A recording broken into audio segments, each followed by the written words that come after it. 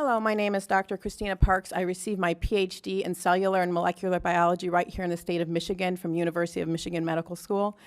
And so I'm very well versed in the science of both these mRNA gene therapy vaccines, this kind of technology, as well as what a vaccine is designed to do in the body, what it can do, what it can't do, and the fact that this is extremely complex science that has been oversimplified in the media to basically take away our freedom of choice. What I want to address today in this limited time is the fact that vaccine requirements and mandates are based on the faulty assumption that the vaccines in question prevent transmission of the pathogen, right? Does the vaccine for DTaP prevent transmission? No. Does the vaccine for flu prevent transmission? No. Do the vaccines for COVID prevent transmission? No. In fact, they were never designed to do that. All right, so you're asking, what about this 95% effectiveness? If you look at those clinical trials, they do not say that they prevent transmission. They expressly say that they're measuring whether they attenuate symptoms. So they're 95% effective based on their clinical trials at attenuating symptoms for the first variant, which is essentially gone in our population.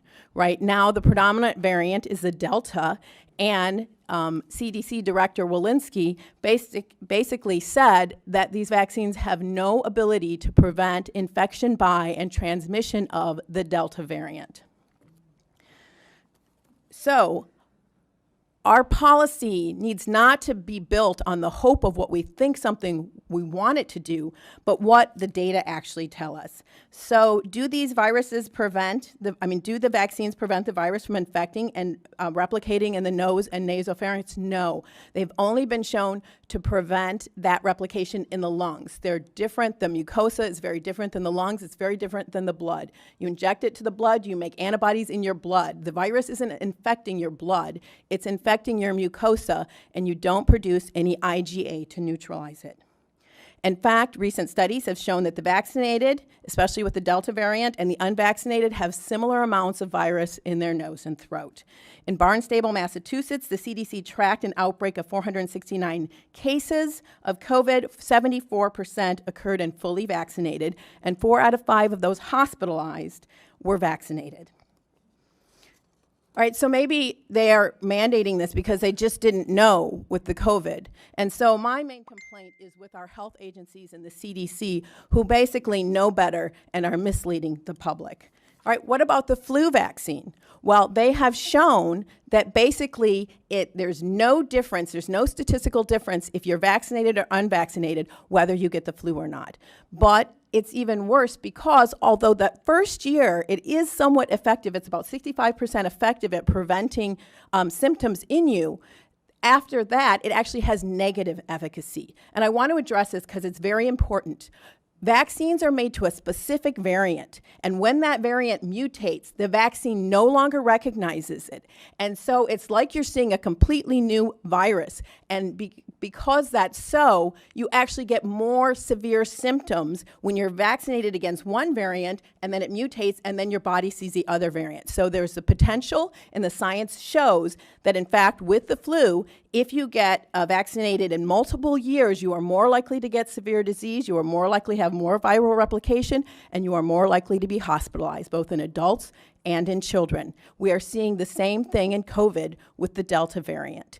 And so we are mandating that people get a vaccine that could actually make them more sick when they're exposed to the virus. In fact, this week, a paper came out, and what it showed is that with this Delta variant, when you're vaccinated, your body makes antibodies that are supposed to neutralize the virus. But they were supposed to neutralize the old variant. When they see this new variant, what they're doing is the antibodies are taking the virus and helping it infect the cells. All right, that science was just published this week. We need to be looking at the science, and we need our policy to reflect the science, and we also need it to reflect our rights. Okay.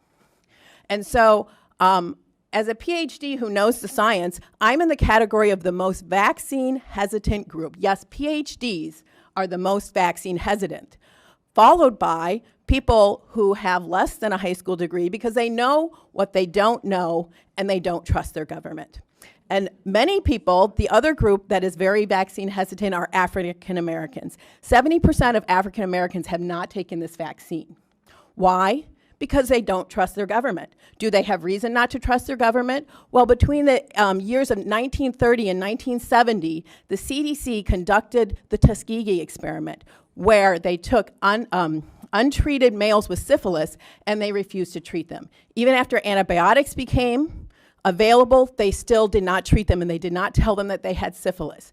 They told those people that they were there to secure their health, and they did not secure their health. They abused them. You say, well, that was in the past, although I don't think 1970 was that long ago. Well, in 2012, whistleblower William Thompson came forward and said, we published a study that said MMR does not cause autism, but we lied. In fact, we shredded data that showed that when black boys are vaccinated on time, they have increased rates of autism diagnosis. And we shredded it and we left it out of the paper.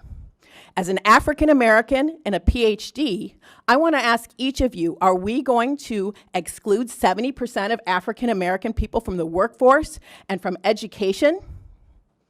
Right, my ancestors did not work this hard. I come from a family that worked very hard, and I'm very aware that my privileges are dependent on the work of my grandmother and my great-grandmother, and I have great respect for these people that put me where I am. And yet you're telling me that my son will not be able to be educated if, based on the history of African Americans in this country, that he doesn't want to be vaccinated? All right, so I will leave you with that question. Who are we going to exclude from the workforce? Are we going to continue with discrimination and segregation in the United States of America? Thank you.